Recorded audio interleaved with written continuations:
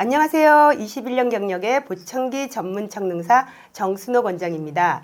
이번 영상은 보청기 구입 비용 연말정산에서 세액공제 받는 방법을 알기 쉽게 설명드릴게요. 유용한 정보니까 끝까지 시청해 주세요.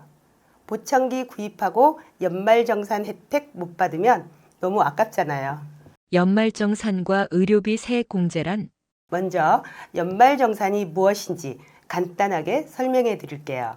연말정산은 국세청에서 근로자가 1년간 납부한 세금을 연말에 다시 계산해 주는 제도인데요. 만약 세금을 많이 냈다면 돌려받고 적게 냈다면 추가로 징수하는데요. 이 과정에서 의료비 같은 특별 항목에 대해 세금을 깎아주는 제도가 바로 의료비 세액공제입니다.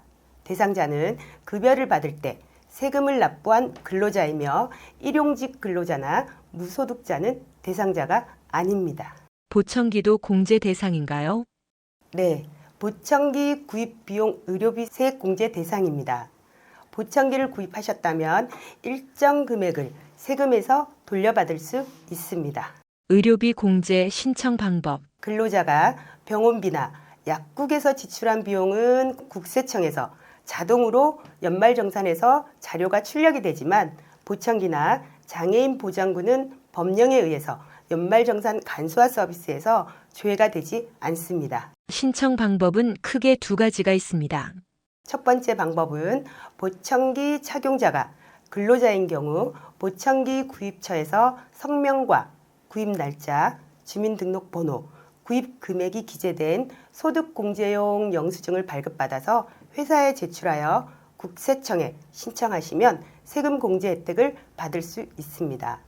두 번째 방법으로는요, 보청기 착용자가 가족일 경우 보청기 판매업소에 성함과 주민등록번호 두 가지만 알려주고 국세청 홈택스에서 연말정산 직접 등록을 요청하시면 보청기 판매업소에서 대신 신청을 해드리는 방법도 있습니다. 얼마나 혜택을 받을 수 있나요? 의료비 세액 공제는 근로자의 연봉에서 3%를 초과한 금액의 15%를 공제합니다. 근로자 본인과 장애인, 건강보험 산정 특례자, 그리고 60세 이상 어르신의 경우 공제 한도가 없습니다. 가족 의료비는 최대 700만 원까지 공제가 가능합니다. 예를 들어 만약 총 급여액이 5천만 원이고 의료비로 300만 원을 지출했다면 3%인 150만 원을 초과한 150만 원의 15%, 즉 22만 5천 원을 돌려받을 수 있습니다. 카드로 결제했는데 중복으로 혜택 받을 수 있나요? 네, 가능합니다. 보청기는 신용카드 소득공제와 의료비 세액공제를 이중으로 받을 수 있는데요. 보청기를 신용카드로 구입하였거나 현금으로 계산한 후 현금 영수증을 받았을 경우에도 소득공제와 의료비 항목에서 이중으로 공제받을 수 있습니다. 하지만 인적공제 시 부모나 형제들과 중복 신청을 하게 되면 공제받을 수 없기 때문에 홈택스에서 꼭 확인하셔야 합니다.